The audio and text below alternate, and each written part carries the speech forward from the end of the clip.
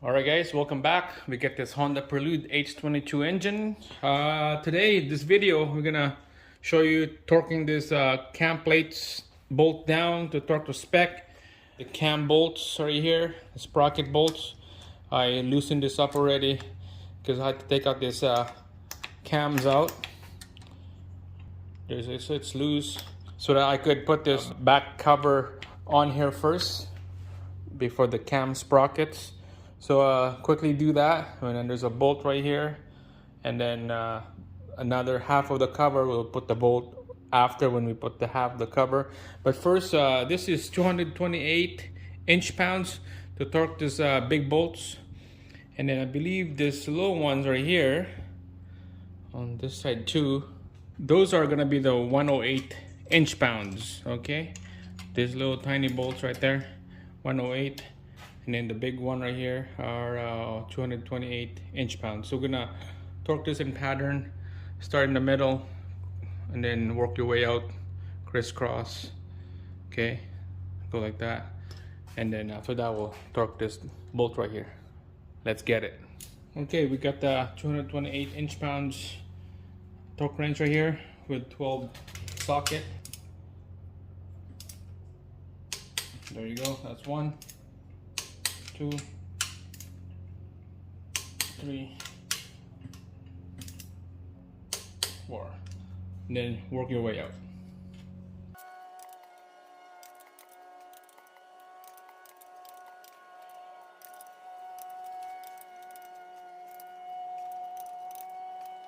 Alright guys, so the next one is this little tiny bolts, 108 inch-pounds, so we're just gonna bottom it out here, all of them, and then we can torque it to spec.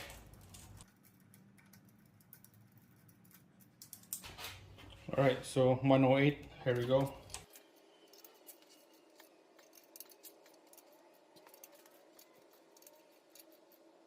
It's all torqued to spec, ready to go, perfect.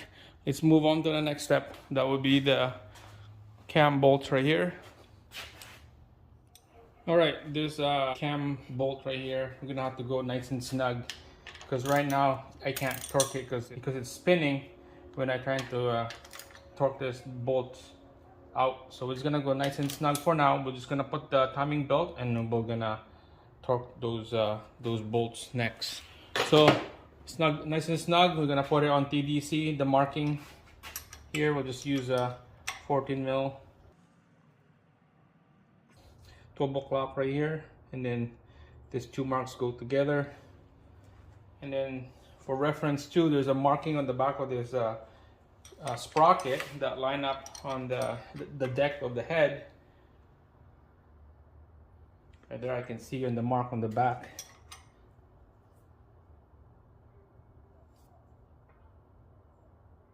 There we go. And that's perfect, that's good. 12 o'clock, and then across right here is ready to go. This is time on the top. Now on the crank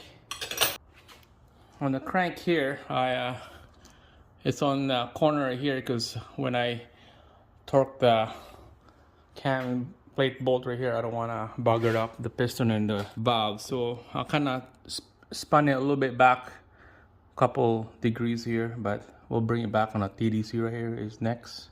Here's the marking on the housing on the oil pump right there. We're gonna match the crank now. There you go. Mark right there and mark on the oil. So the bottom timing is good, and same thing on the top. Now it's time to put the belt and then the manual tensioner. All right, so first here's a manual tensioner pulley right here. We'll put that on first. There's a little hole right here for this pin to go in. So line that hole up, and then it goes pivot up and down, and we'll lock it with that bolt right there. Just a little hand tight, don't tighten it up first. And there's a spring here that goes in here is next, so we'll do that later. This is ready to go. All right, so we'll bring in the Gates racing belt right here. So I like the way how it faces the word outside.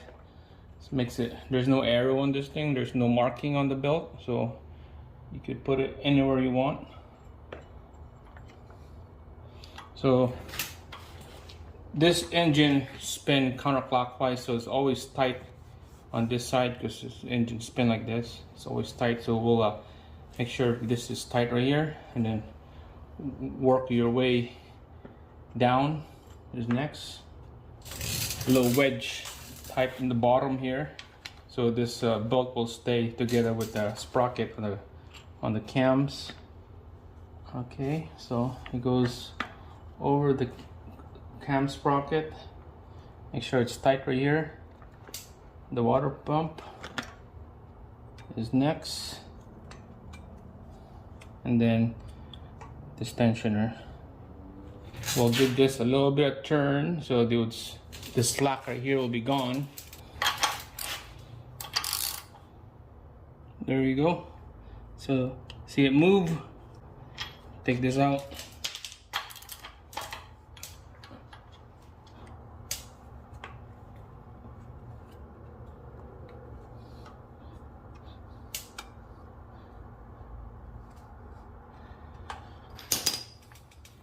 All right, nice and snug, loose right here.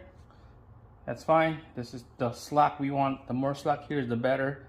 Now we're gonna push this bracket up, tight that bolt, and then we're gonna put the spacer here. This is just for your balance shaft belt that rides in here, but we have deleted our balance shaft, so we'll just use this for a spacer so that we could put the washer and then the bolt to lock everything in place.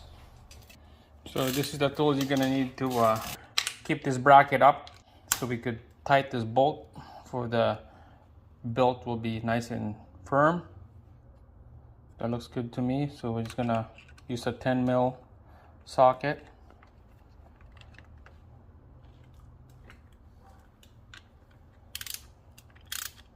Just snug it up.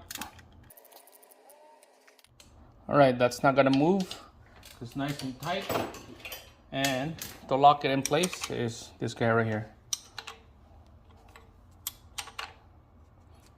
See, that's tight. So we're gonna bring it down. That bolt, that bracket down. So it's too tight. Gonna have a winding noise.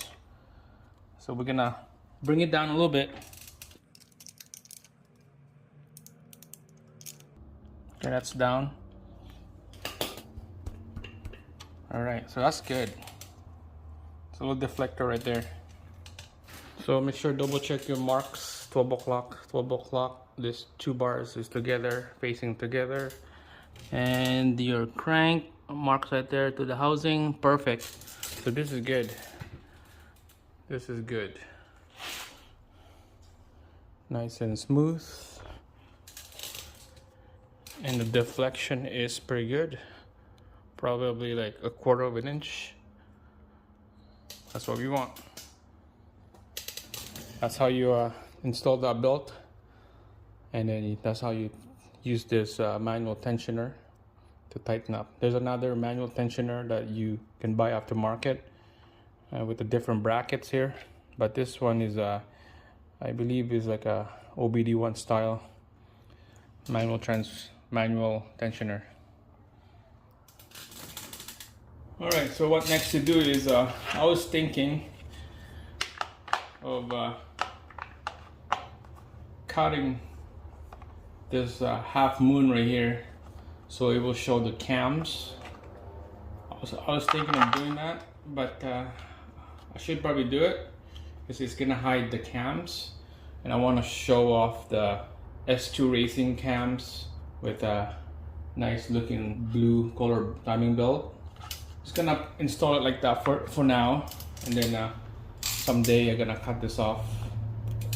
But this is perfect. This is good. Now it's time to put the plastic timing cover on here, and then your crank pulley after. I'm not gonna put the crank pulley. I'm just gonna put the crank pulley later when I install the engine, so that we have lots of room when we install the engine on the engine bay. But this is good. This is perfect. We have a good progress here, and yeah, the belt deflection is pretty good. Just gonna snug this up. And oh yeah, we're gonna tighten that bolt is next. Let's see if this holds the cam by spinning. All right guys, check it out. Here's my setup. So it's a 43 foot-pounds on this cam bolts right here.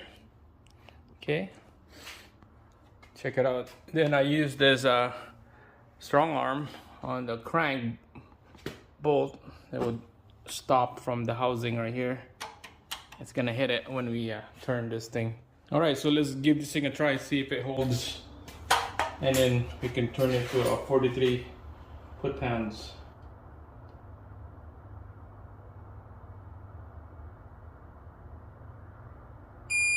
There you go. That's not bad. 43 foot-pounds. All right, last one.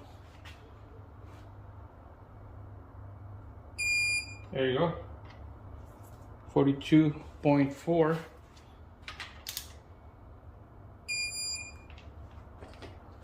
All right, perfect. This thing helps big time. So now we can spin this crank fully, and it's not gonna hit or bind anything. Give it a try. I'll give a good 180 spin here on this crank, but right now it's hitting the dowel pin to that bolt, so I don't want to bugger it up. And make sure this deflection right here, this belt walk, what they called it, make sure keep an eye on that. I fixed this problem before, and it's about regarding on this spot right here. Need to torque this thing to spec as well. Yeah, I checked the service manual. This bolt is 22 foot-pounds to torque that thing down, and then this should be ready to go. All right guys, that's it. This is done.